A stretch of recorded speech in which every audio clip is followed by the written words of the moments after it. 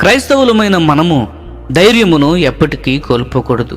1 పేతురు 3:13 ప్రకారము, మీరు మంచి విషయములలో ఆసక్తి గలవారైతే మీకు హాని చేయవాడెవడు?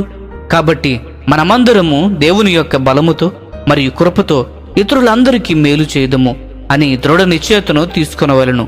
అవును, అంతేకాకుండా మనలను ద్వేషించు వారిని ప్రేమించదము, మనలను శపించు వారిని ఆశీర్వదించవలనని మరియు హింసించు వారిని క్షమించులాగున వారి కొరకు ప్రార్థన చేద్దాము.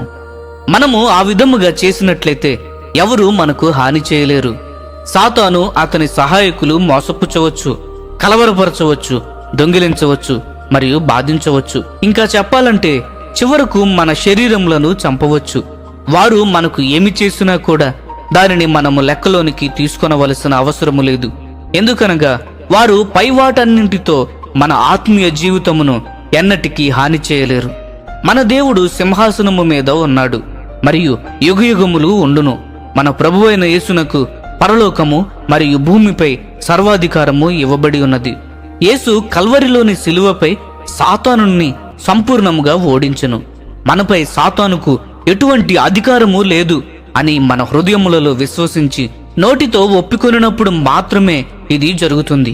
ఈ వాక్యమును మన నోటితో ఒప్పుకొన్నప్పుడు సాతాను మరి దేనిని బట్టి నిరాశపరచలేడు, ఒత్తిడికి గురి చేయలేడు మరియు హాని చేయలేడు.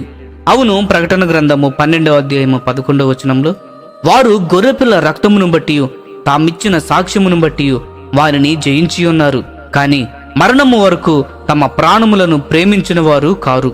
ప్రియమైన స్నేహితులారా, ఈ లోకమందున్న ఏ దురాత్మ కూడా మనము ధైర్యము కోల్పోవుటకు కారణము కాలేదు. జయ జీవితమును జీవించుటకు కావలసిన కృపను దయచేయమని మనము ప్రార్థించదము.